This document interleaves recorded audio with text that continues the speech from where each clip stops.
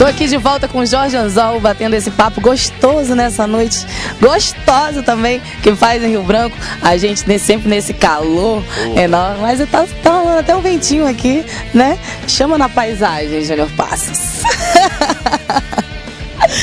Pois muito bem, você vendo aqui essa paisagem toda que tem nossa Rio Branco, Jorge, tem muita saudade, dá muita saudade quando você tá lá em São Paulo, você que também vai me contar essa história.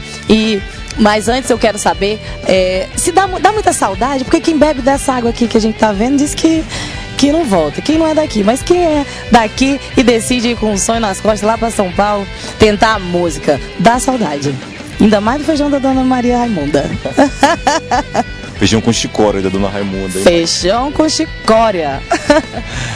Olha, a gente mora em São Paulo há 5 anos e até hoje, quando a moça da previsão do tempo tá falando na televisão, no jornal, eu ainda fico vendo se vai chover no Acre, cara. Então assim...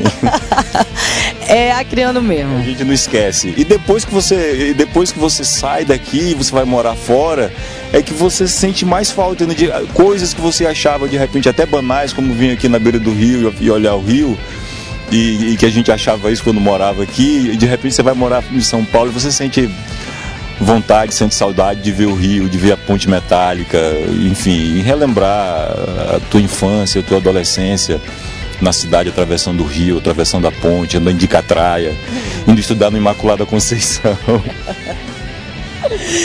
Tá certo.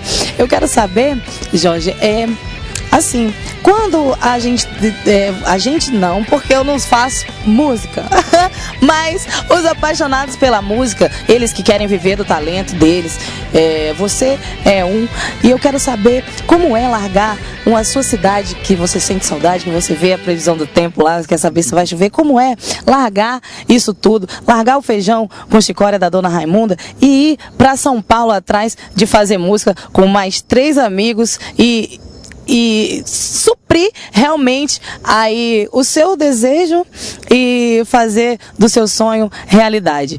Tem sido gratificante? Olha, pra gente eu acho que não tinha outra escolha a fazer, né? Ou a gente naquele momento em 2007, quando a gente saiu daqui, ou a gente fazia isso, saía em busca de um lugar maior, um mercado que pudesse sustentar uma banda de rock, ou então eu acho que a banda acabava. E aí, em relação a isso, a gente tem uma certeza muito grande de que foi a melhor decisão a ser tomada naquela época. Agora, foi uma mudança muito, muito drástica, né? Todo mundo era funcionário público aqui em Rio Branco, e aí todo mundo abandonou os empregos, pediu demissão dos empregos para ir para o Acre, para ir para São Paulo. E eu me lembro que quando a gente chegou em São Paulo, no primeiro dia que a gente chegou em São Paulo, a gente já chegou para fazer um show de um projeto do Banco do Brasil, que a gente fazia um show com o Dado Villa-Lobos, o guitarrista da Legião Urbana. E aí nós nos encontramos, ensaiamos e depois fomos comer alguma coisa, e aí eu comecei a contar a história para ele, né? Que a gente tinha abandonado tudo aqui, todo mundo era funcionário público, cada um tinha sua casa e tal.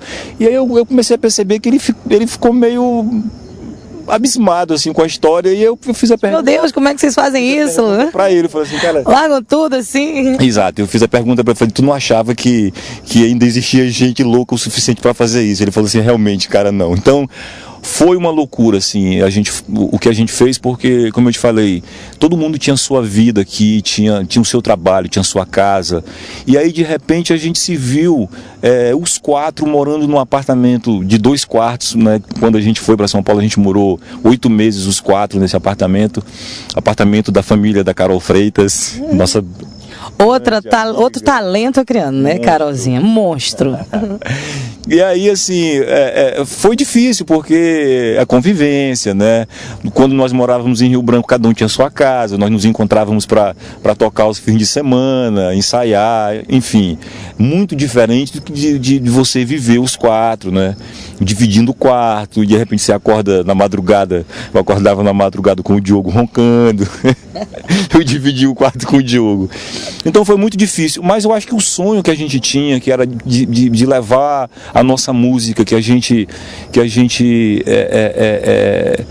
quando se encontrou os quatro, no primeiro ensaio a gente logo percebeu que tinha alguma coisa especial ali, rolou uma química entre os quatro componentes. E assim, foi uma decisão tomada por todos, assim, ninguém combinou, assim, de repente eu acho que um olhou para a cara do outro e falou assim, cara, a gente precisa ir embora para seguir com a banda, porque se a gente continuar aqui, eu acho que a banda vai acabar, e foi mais ou menos isso que a gente fez. Eu acho que a gente se arrepende não, até hoje, foi a melhor coisa que a gente podia ter feito, foi ter levado Los Porongas para a terra da garoa. Ainda bem, viu? Ainda bem que vocês não pararam, porque o rock pop do Los Porongas e acrianíssimos como são vocês, arrebentam lá por São Paulo e tenho certeza que vão arrebentar muito mais pelo Brasil afora. E é isso que eu quero falar agora com você. Vocês estão numa turnê? Vai ter uma turnê e vai ter show aqui em Rio Branco também pra galera fã do Los Porongas. Conta pra mim como é que tá a agenda. Cara, a gente está super feliz porque a gente vai conseguir fazer uma turnê pela região norte. Assim, eu acho que um dos primeiros artistas do norte que eu tenho conhecimento que consegue fazer uma turnê tocando em todas as capitais. A gente vai tocar em todas as capitais da região norte, mais Brasileia, e essa turnê começa dia 29 e 30 de junho. A gente vai tocar em Belém, Macapá, depois 7 de julho a gente toca em Brasileia. E dia 8 de julho a gente faz um show aqui na Concha Acústica junto com outros artistas acrianos, Mapinguari Blues, Caldo de Piaba. Vai ser uma grande festa da música acriana lá na Concha Acústica. E depois a gente faz Boa Vista, Manaus. E assim, a gente está muito feliz porque tem algumas cidades que os Los Porongas nunca tocaram, tipo Manaus e Macapá, são dois lugares que a gente nunca tocou. Belém nós já tocamos várias vezes, Boa Vista, Porto Velho.